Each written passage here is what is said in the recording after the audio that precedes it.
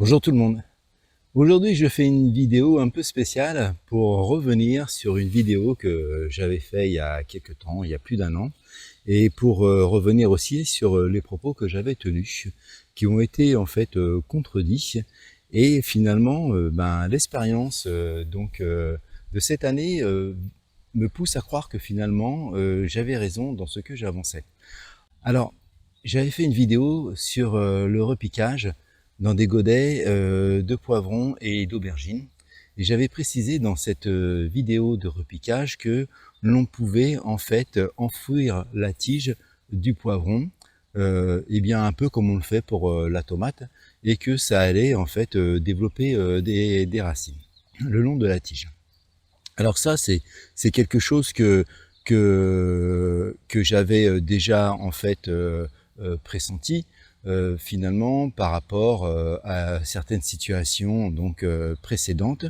Mais il faut dire que avant, je ne faisais pas mes semis. Il y a quoi? Il y a 3 ans en gros maintenant que je fais mes semis.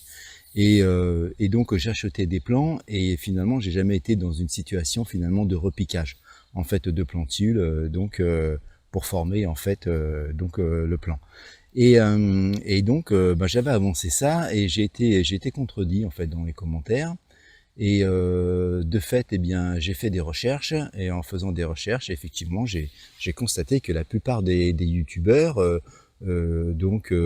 connus ou moins connus précisaient effectivement que le poivron, contrairement à la tomate, n'émet pas de racines le long de sa tige.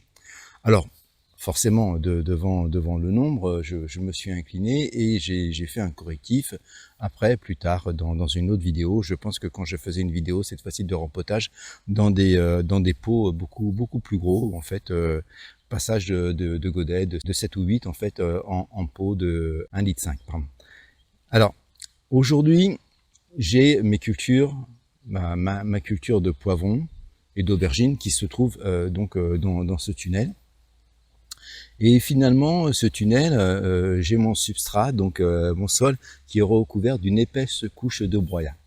Et ce que je constate en fait quand je viens vérifier en fait avec la main pour voir un peu comment est le taux d'humidité dans le sol, je libère autour du plant du broyat et je me rends compte en fait finalement que au niveau de la tige du poivron notamment, alors c'est un peu vrai aussi pour l'aubergine mais c'est moins marqué, la tige qui se trouve être sous l'obscurité a tendance à devenir un petit peu marron.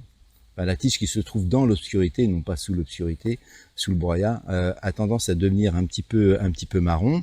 Et sur le premier centimètre, commence à développer des racines qui en fait se plongent après dans le sol. Alors, cela me laisse penser finalement que j'avais peut-être raison, en fait, quand je disais que si la tige est enterrée, que finalement, la tige va développer aussi des racines. Alors, je vais vous montrer déjà à quoi ça ressemble et après je vais vous expliquer l'expérience que je vais mener. Alors ici, je filme en fait un poivron, je pense que c'est du poivron rouge d'Espagne. C'est pas les plus hauts et c'est pas là où le phénomène est le plus marqué, mais c'est là-dessus justement où je vais faire en fait mon test. Donc je vais écarter le broyat. Donc il y a une belle couche de broyat et on voit en fait en surface un vrai développement de racines. On voit que la tige est un peu plus foncée et que finalement des racines se sont mis à pousser, alors que c'était pas du tout le cas bien entendu quand j'ai planté les poivrons en plein sol sous ce tunnel. Il n'y avait pas ce réseau racinaire qui s'était développé. Donc on voit bien que finalement il y a du broyat qui se décompose petit à petit, qui vient former de la matière, donc une sorte de terreau en fait, hein. Et les racines en fait se développent là-dedans, sachant que le broyat il est relativement sec car il est quasiment pas arrosé puisque l'épaisse couche de broyat conserve énormément l'humidité qui était présente en fait dans le sol au moment de la plantation.